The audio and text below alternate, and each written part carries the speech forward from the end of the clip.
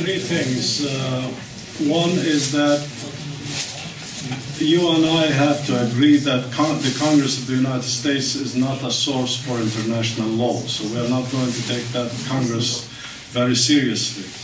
The establishment of settlements on occupied territories, the transfer of the country's citizens into the occupied territories are according to the covenant, the Rome Convention, which was the covenant that created, the charter that created the International Criminal Court, are crimes against humanity. So whether the Congress says or doesn't say that the borders of 1967 are the target of Israel's withdrawal or not, that's really beside the point. The point is that all territories of 1967 are occupied, and Israel cannot settle them, Israel cannot build on them, Israel cannot change the demographics, the character, all of these beautiful things.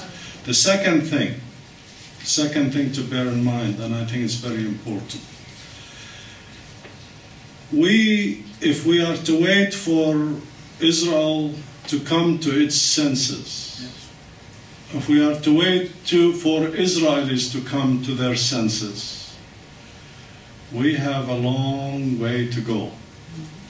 Because Israel on its own is not going to change. Israeli Jews on their own, they are not going to change. South African whites on their own did not change. South Africa apartheid on its own, it did not change. It was through the efforts of people like you, of organizations like you, that changed the situation in South Africa. Now, are we changing it in order to help one group against the other? No, we are not. I'm not asking you to do that. What I'm asking you to do is to bring these people, put the pressure in the name of humanity, put the pressure on both to make sure that we have a universal, acceptable settlement in a place where Palestinians and Israeli Jews can live side by side together in peace and tranquility and under the equal protection of the law. By the way, we have it in Germany, where Jews and Gentiles are enjoying the equal protection of the law today. We have it in the United States. The slaves lived for how many centuries without the equal protection of the law? Today we have the President of the United States who happened to be a black. The reason why? Because in 1964, the United States eliminated the institutions of slavery for good and instituted equal protection of the law, and they put the will behind it in order to allow whites and blacks to be treated equally and to live under the law. That's all what we are asking. We are in total agreement as to the methods to be used. I think I will even go a little bit farther than you are. I'm willing to give you a chance. I'm willing to wait until the end of September. I'm willing to wait until the end of this September. If you think, but let me tell you, if you are to accomplish a two-state solution, whereby the Palestinians will be treated equally, then you have my full support. Yeah. If you do not accomplish the two-state solutions, then I want you on my side. Yes. All right? A deal? Okay. Agreed. Agreed. Also nochmal ganz kurz die letzten Gedanken. Zum einen ist Bevölkerungsumsiedlung in ein besetztes Gebiet, so wie das Israel mit den Siedlungen macht, sind nach internationalem Recht ein Verbrechen gegen die Menschheit und gegen Menschlichkeit. Und wenn wir jetzt warten wollen, bis die Israelis oder bis Israel und die Israelis sich von sich aus verändern und sich auf einen anderen Weg begeben, dann werden wir sehr, sehr lange warten müssen und hätten wir einen sehr langen Weg vor uns.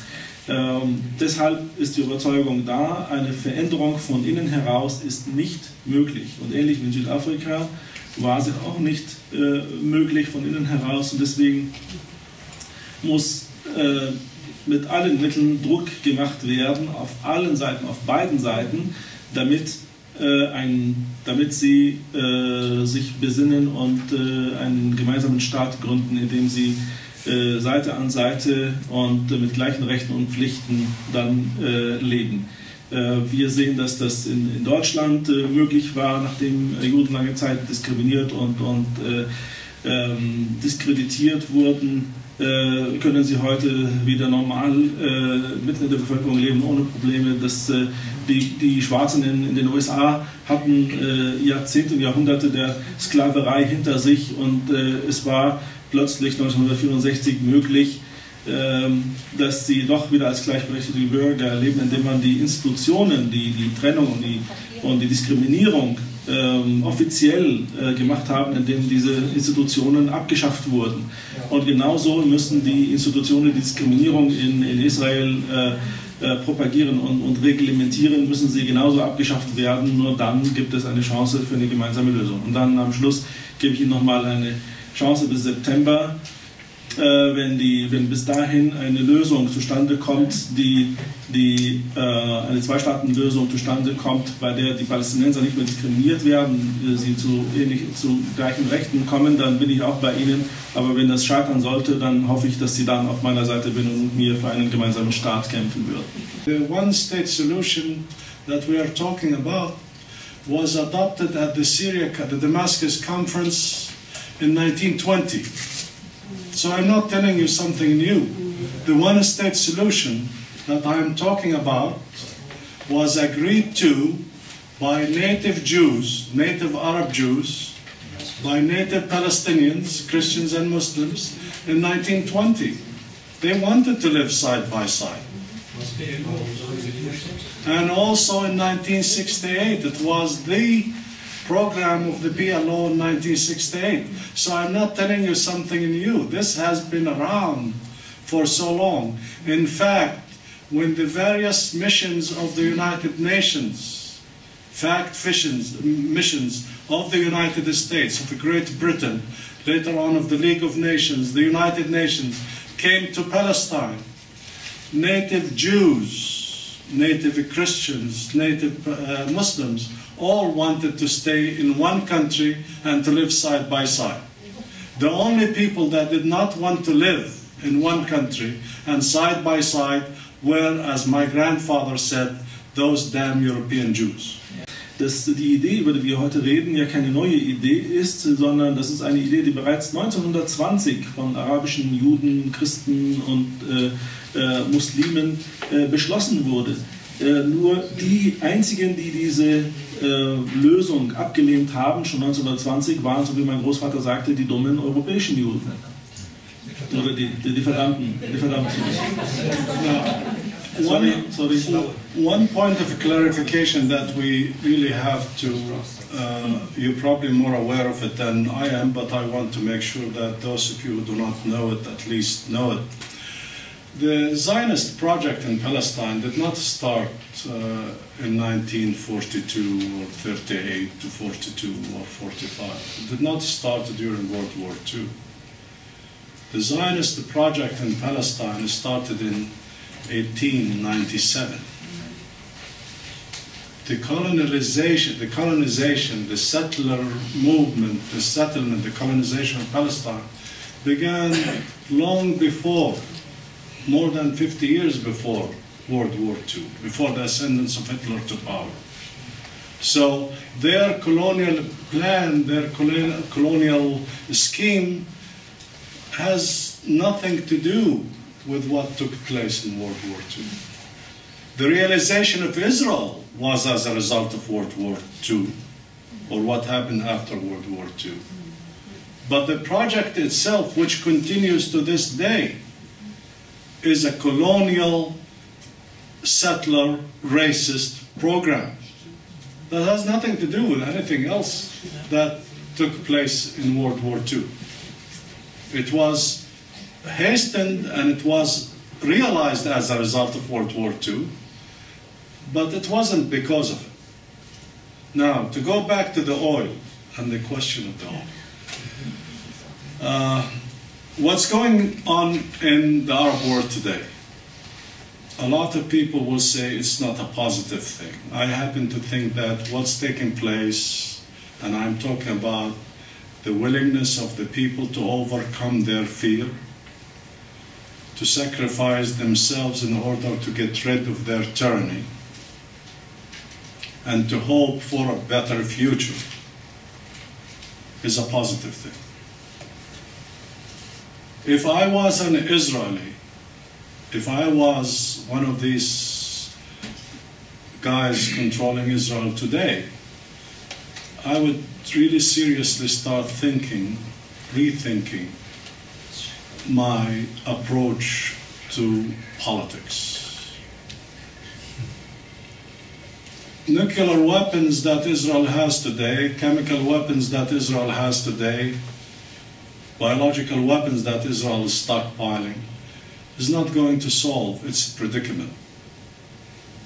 What is going to solve its predicament is that the people have arrived, have reached a point where they are not going to tolerate oppression.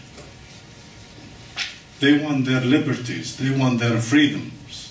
And for their liberties and freedom, you cannot but look at what's going on in Syria, what went on in Tunisia, or what went on in Egypt and other places. Wave after wave of people who are willing to pay the price of liberty with their blood, with their lives. I don't think this is going to end here. And I think a lot of Arab governments are taking note. And the Israeli government, I think, in my opinion, is taking note. And I'll give you an example. When Israel killed 8 citizens of Turkey on the flotilla, they still did not issue an apology. But when they killed the 3 Egyptian soldiers across the border, the immediate 5, stand to be corrected. 5, they immediately issued a that would not have happened under Mubarak. So things they are going to take time, and I'm warning you, the one-state solution, which is applicable to all Arab countries. I'm not only asking for a one democratic system for the Palestinians and the Israelis. I want a democratic Arab world for everybody, where everybody could enjoy equal rights and equal protection under the law, regardless of their gender, regardless of their ethnicity, regardless of their race. We are all, after all, one people.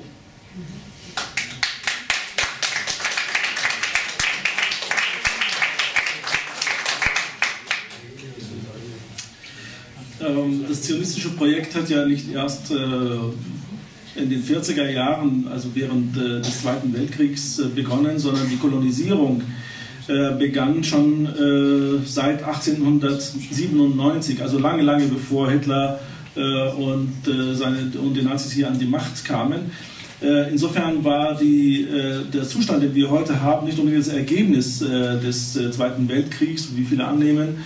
Wir können eher sagen, sicherlich ist die Entstehung Israels durchaus, hat das dann mit dem Zweiten Weltkrieg zu tun, aber die Kolonisierung des Landes, die Besiedlung ist eher das Ergebnis eines langjährigen rassistischen Siedlungskolonialismus, der lange, lange vorher schon begonnen hatte.